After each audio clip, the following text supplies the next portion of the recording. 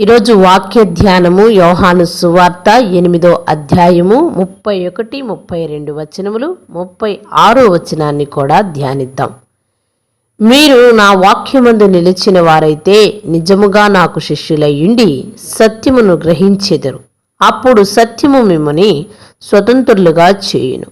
కుమారుడు మిమ్మును స్వతంత్రులుగా చేసిన ఎడల మీరు నిజముగా స్వతంత్రులై యుందురు. ఆమేన్.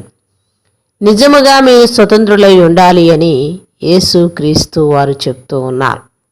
నిజముగా మీరు స్వతంత్రులై ఉండాలి, అబద్ధముగా కాదు. మేము స్వతంత్ర దేశములో ఉన్నామని చెప్పుకుంటున్నామే కానీ దేవుని వాక్యాన్ని ప్రకటించే వారిని హింసిస్తూ ఉన్నారు, బాధ పెడుతూ ఉన్నారు, మన ప్రాణాలను తీస్తూ ఉన్నారు. ఎంతో ఘోరము ఈ ముందు కాలంలో మనము చూచాం.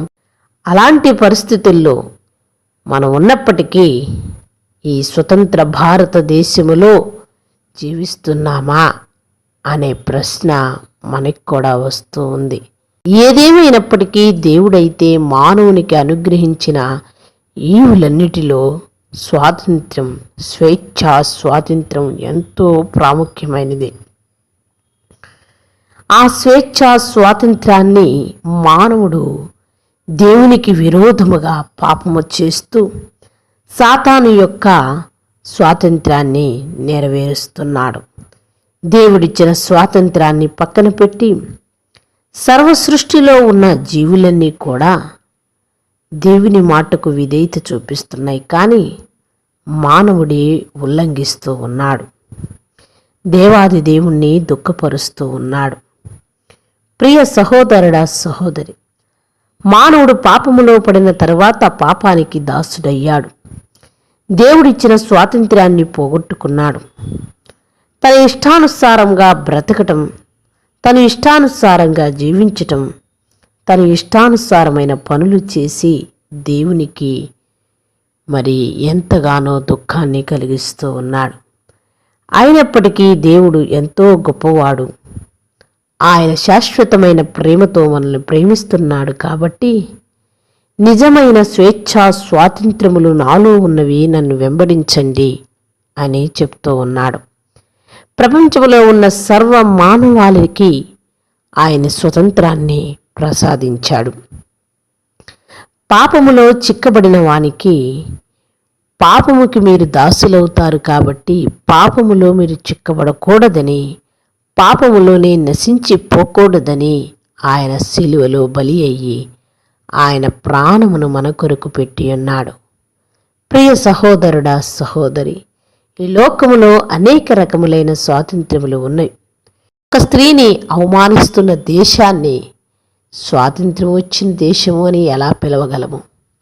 ఒక స్త్రీని ప్రాణములు దోచుకొని ఒక మానవ జీవితాన్ని అన్యాయంగా ఎవరికి వారు ఇష్టానుసారముగా కాల్చివేయటం, నరికివేయటం చేస్తున్న దేశములో స్వాతంత్ర్యం ఉందని ఎలా చెప్పుకోవాలి?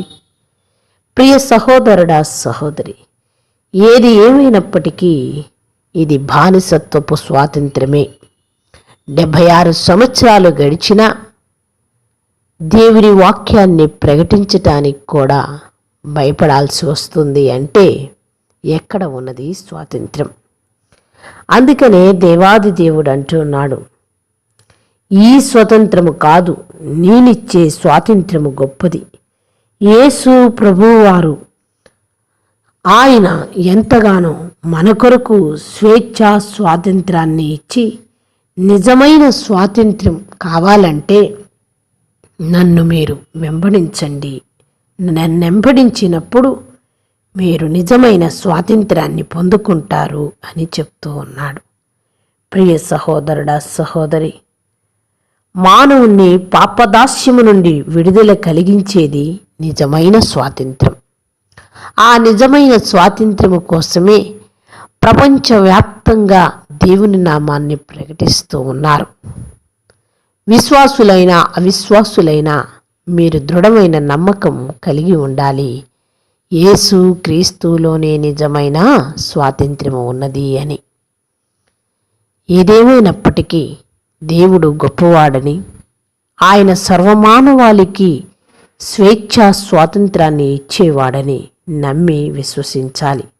అందుకనే గలతీయులు రాసిన పత్రిక 5వ అధ్యాయం 1వ వచనంలో ఇలా ఉన్నది: ఈ స్వాతంత్ర్యము అనుగ్రహించి క్రీస్తు మనల్ని స్వతంత్రులుగా చేసి ఉన్నాడు. కాబట్టి మీరు స్థిరముగా నిలిచి మరలా దాస్యము కాడి క్రింద చిక్కుకొనుకుడి అంటూ ఉన్నాడు. ప్రియ సహోదరుడా, సహోదరి, దాస్యము అనగా పాపము. పాపానికి చిక్కకండి అని ప్రభు చెప్తూ ఉన్నాడు. నిత్య స్వతంత్రుడైన యేసుక్రీస్తు వారు అంటూ ఉన్నాడు, మీరు పాపానికి దాసులు కాకండి అని. పాపాన్ని ప్రవేశపెట్టి పాపానికి దాసులవుతున్నారు. మానవుల యొక్క ప్రవర్తన చూసి దేవాది దేవుడు దుఃఖిస్తూ ఉన్నాడు. ప్రియ సహోదరుడా, సహోదరి, ఈరోజు నీవు నిజముగా స్వాతంత్ర్యముగా జీవించాలి అంటే పాపమనే దాస్యత్యము నుంచి విడుదల పొంది నిజరక్షకుడైన యేసుక్రీస్తుని వెంబడిద్దామా? చిన్న ప్రార్థన చేసుకుందాం. మహాపరిశుద్ధుడా, మిక్కిలిగా మమ్ము ప్రేమించే మా పరలోకపు తండ్రి, మీ దివ్యమైన పాదములకు కృతజ్ఞతా స్తోత్రములు నాయనా. సర్వమానవాళికి స్వతంత్రాన్ని ఇచ్చిన దేవాది దేవుడివి నాయనా. మానవుల్ని పాపదాస్యము నుండి విడుదల కలిగించేది నిజమైన స్వాతంత్ర్యము, అది యేసుక్రీస్తులో ఉన్నది అని మీరు తెలియపరిచారు. అందును బట్టి కృతజ్ఞతలు చెల్లిస్తున్నాము దేవా. అయా, ప్రభువుని నమ్మి నిత్య స్వతంత్రులుగా ఉండుటకు సర్వమానవాళికి జ్ఞానమును దయచేయమని యేసునామమున ప్రార్థిస్తున్నాం మా పరలోకపు తండ్రి. ఆమేన్.